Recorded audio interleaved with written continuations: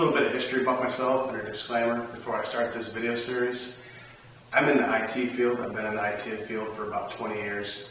I don't do any type of competitive shooting. I don't do anything firearms related in my professional line of work. So this is all on my own.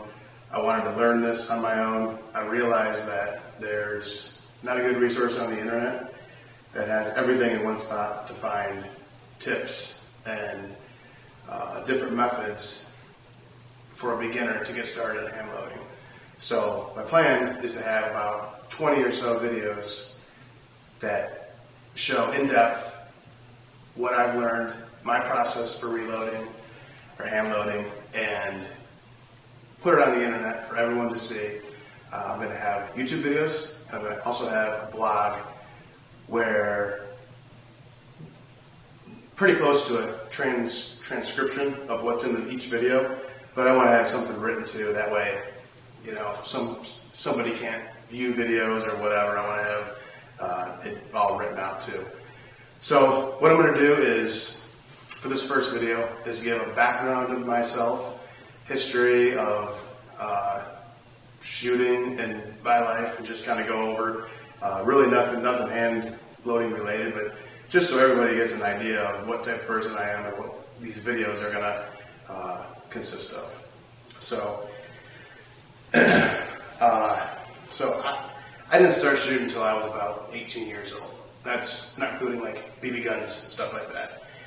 First gun purchase was a Marlin bolt action 22 mag. I basically used that for woodchuck hunting at my buddy's farm, target practice, things like that. I only shot probably 2-3 times a year, so I definitely was a amateur. So about 5 years ago, I wanted to get into whitetail deer hunting. So I went out and bought a Browning X-Bolt 30-06. So before I got ready to buy that, I was trying to figure out what caliber to get. So people were telling me get a 308. Some people were telling me get a 30-06. I didn't really know. I ended up going the 30-06 route. I wasn't disappointed, but in the back of my mind, I always thought, what would be different. I didn't really know. I spent $1,600 on the gun, the scope, everything that goes along with it. So, it was just something in the back of my mind. A couple years passed. I wanted to figure out what the big deal was about the caliber debate. So I started to do some research online and realized that I really didn't know exactly how guns function.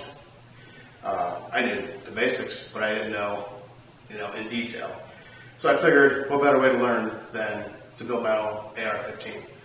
So a friend of mine, he's put together, I don't know, about a dozen or so ARs. Figured he'd be a good resource I'd be able to go to right off the bat to be able to help me if I had questions, which he did. And as I progressed, I got into more detailed things like what type of barrel twist, length of the barrel, bolt, everything that goes along with building an AR-15. And when I started to look at those things, I realized that I need to build this gun for a specific purpose. So I decided to build it I always thought coyote hunting would be fun, so I decided to build a varmint rifle.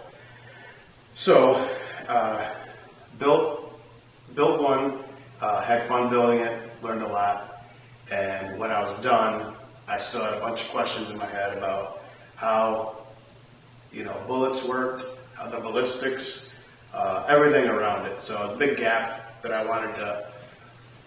knowledge gap I wanted to learn about, and that kind of led me into the hand loading world. So a lot of the posts I was reading on the internet about barrel twists, things like that, ended up dumping me into a lot of hand loading forums, reading about all these different things people were doing, and it was way over my head. So I started to try to find somewhere that had basic information for people starting out. And things that I found were people have been doing it for forever, old timers were doing it, they learned it from their parents, whatever.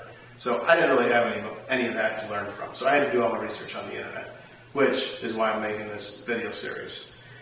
So as I was doing my research, one thing that I found was that everyone said is start with a known published material book, such as like a Lyman book, Lyman Reloading Handbook, Hornadace, something like that. And what I found is, what worked for me was I read through the material. I read the whole book on how to hand load, the first section. I also looked at the rest of it, but I had a bunch of questions after I read the book. I wrote those questions down, and I went out to the internet to try to find answers to those questions. And what I found was there was multiple answers to the questions. So I wrote those down as answers to the questions that I had. And then I went back and read the book, the Lyman book again. And it helped fill in some gaps, but I kept doing research, kept reading the book until everything kind of aligned, and I was fairly confident in, starting the process of buying the tools, because it's a pretty decent investment to get started. And felt that what I learned was good enough to get started without blowing myself up. So, some of the things there's a lot of different hand loading manuals. I ended up picking the Lyman manual because it had a lot of different vendors' bullets. It had a lot of different vendors' powder. It wasn't specific to one different vendor. I didn't want to be locked in. I wanted to learn about everyone's. So that's why I picked that. The first time that I went through and did my first 100 rounds of 5.56 was I followed the book to a T. I didn't take anybody's opinion on the internet. I wanted to make sure I was doing it right. And like I said, I didn't want to blow myself up. So I watched probably 24 hours worth of YouTube videos. And I'm not exaggerating, a lot of videos. And some of it was really advanced, some of it was really basic, some of it was just crazy stuff. So, based on all that, and this data that I read in the Lyman book, I started to watch product reviews of different tools and equipment that I thought I might use. So I didn't want to go low end, I didn't want to go high end, I wanted to stay in the middle of the road. But if there was tasks in the process of hand loading that I knew were going to be monotonous and are going to turn me off of the whole thing, I wanted to buy a little bit better tool to help me make some of those tasks a little bit easier and less painful.